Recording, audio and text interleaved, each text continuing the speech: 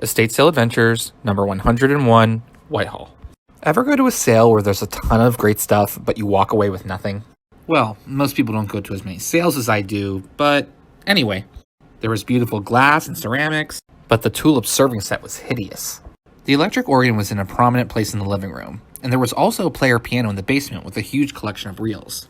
I just love dark stained wood furniture, like this arts and crafts rocking chair, a Depression-era magazine stand, and this really nice humidor for $50. These Disney 45s are a sign of things to come. Keep watching. I kept going back to look at this cuckoo clock, this brass key door knocker, and this reasonably priced mirror for $25. Another first, this massive collection of fans. Some were novelty, others antiques, some hand-painted, and then there was this one.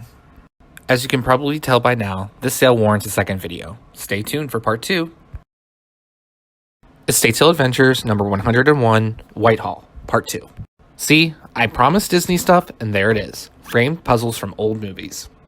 There was other art too, like these World War I posters and Van Gogh's sunflowers, but embroidery, not paint. And this is where things get dangerous, an alphabetically ordered collection of vintage sheet music. I just didn't have the motivation to go through it all. $80 for a geode seems high, and can someone please tell me what the hell these things are?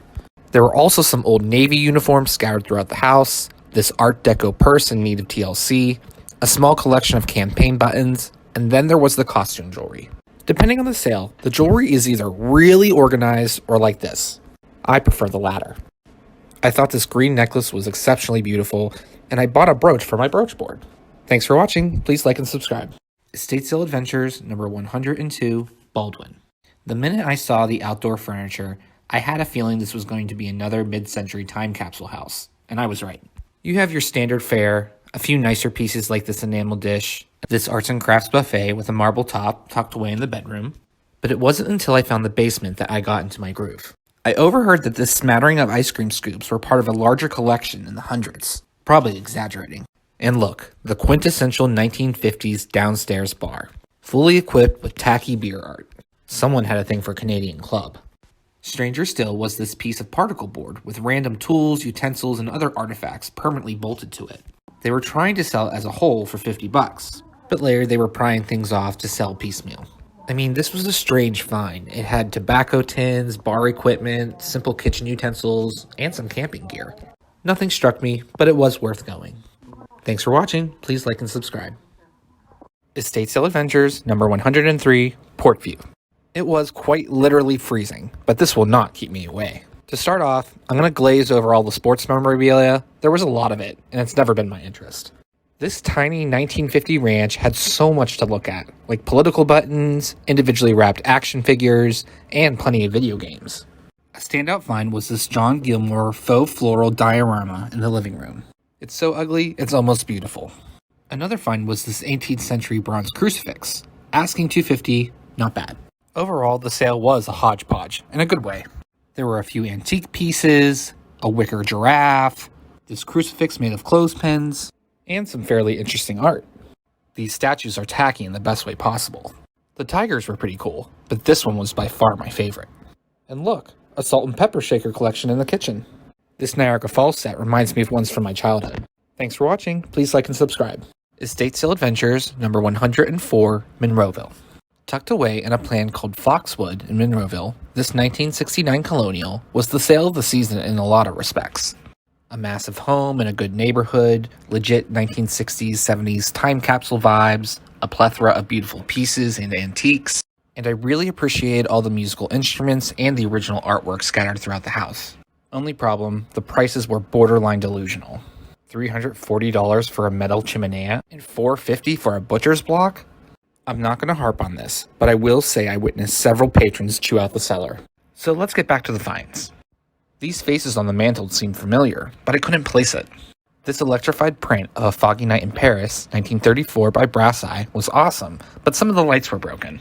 There was also a well-endowed fairy statue, a porcelain monk sugar creamer set, and this massive elephant jug. Stay tuned for part 2 to see what's in the basement. Thanks for watching.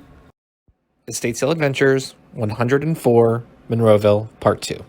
Aside from the collection of pugs, there was one big collection du jour, the original art. For once, I'm going to let it speak for itself.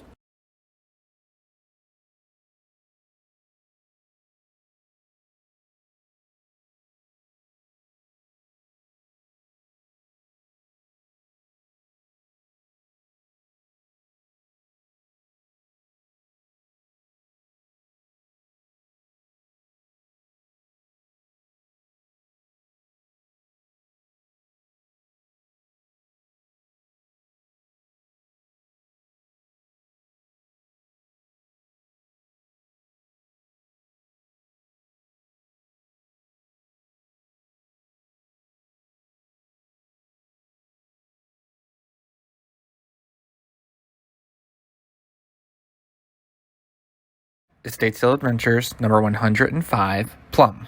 First impressions were okay. A family-run sale with some decent finds, but nothing too impressive. Once inside, the house was practically cleared out already, and all the swag was on the floor. I really don't like this kind of metal wall art that you get from Burlington or Pier 1. But to each their own. There's always a random table with dishware and china, and the ephemera table is always a good place to find some interesting pieces. I love Mickey D's memorabilia. My only significant purchases was a large frame for a print I already own, and these plastic decorations from Disney's It's a Small World. Thanks for watching. Please like and subscribe. Estate Sale Adventures, number 106, Hampton.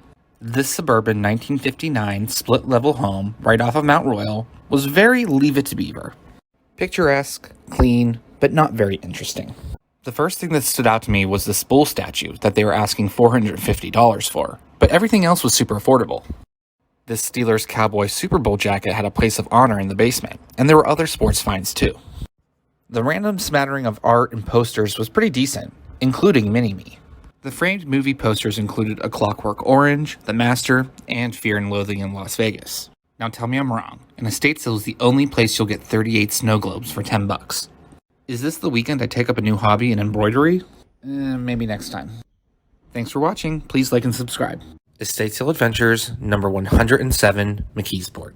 I'm going to be honest, McKeesport is pretty rough, and being on a main drag, this liquidation sale seemed a bit sketchy. At face value, the building looked like an antique store, but once inside you realize that it's actually a speakeasy. There was a lot of cliche bar and saloon finds, including this spittoon, lots of neon lights, and of course, a disgusting bathroom. I don't know, but you could tell that this place clearly had a backstory. I was told that the next sale was owned by the same person, so stay tuned for the next adventure. The basement had the kind of odor that made you sick after more than a few minutes. And the overall creepiness wasn't helping either. I walked away with a few knickknacks and this old print of Prince of Peace by Harry Anderson. Bizarre, right? Thanks for watching. Stay tuned for part 2. Estate Sale Adventures, number 108, McKeesport. Nestled between the Youghiogheny River and the Great Allegheny Passage, this garage warehouse was interesting to say the least. I liked what I saw right off the bat, with the local Boston sign, the Pennsylvania Dutch art, and a lot of evidence they were involved with the Crimson Boosters. The inside was by definition a hodgepodge, a 10 out of 10 on the Picker scale. Toys aside, there were plenty of road signs, this massive Bronco wood-burning furnace, some local fare, but a definite standout was this retro stainless steel diner wall backsplash. They were asking $350. This sale had something for everyone. The old retail glass cabinets were exceptional, and there was plenty of other unique finds just waiting for a little TLC. My only significant purchase was this beaded coin purse that I got for a few bucks. Thanks for watching. Please like and subscribe. Estate Sale Adventures, number 109, Point Breeze. So I've gotten a lot of flack from my amazing viewers for incorrectly identifying sale items as mid-century modern. But this home can't be described as anything other than MCM. There's been a lot of updates to this 1960 split-level home, but the bones of the house still show through. I'm totally in love with the built-in lit curio cabinets in the dining room. The kitchen legit looks like it was lifted from an episode of Frasier. And on the ground floor was this indoor pool. I'm kind of hating winter in this moment. The collection du jour for this sale was the interesting rocks, minerals, fossils, and other earthly treasures. This can be an expensive hobby. Just so you know, this seller has the lockdown on this area and is a must visit whenever you see one of their sales. There were 2 things I regret not grabbing. This beautiful bronze door knocker, and this bizarre footstool. It's kind of creepy, which suits me fine. Thanks for watching. Please like and subscribe. Estate Sale Adventures, number 110, Downtown. Right off the bat, I need to acknowledge how important the deceased party is. Linda Dickerson, CMU trustee, ADA activist, and nonprofit arts extraordinaire, lived in this corner condo in Gateway Towers, downtown. Wheelchair-bound for most of her life, she was an avid and consistent advocate for the physically disabled and other nonprofit causes in the Pittsburgh area. The cellars did her space justice. It was well organized and showed off all the beautiful things that she collected. She clearly had a thing for cobalt blue glass and everything in Technicolor. There were also large collections of pottery, glassware, giraffes, elephants, and cats. The Pittsburgh art was legit, including this gifted print of Oakland and CMU's campus from the Pittsburgh Blind Association. So I bought a little more than I usually do. First was this Royal Holland pewter tea set. Next was this brand new silk caftan, a Roseville, Ohio pottery bowl, and a cobalt blue pitcher and glass set that I pieced together myself. Thanks for watching. Please like and subscribe.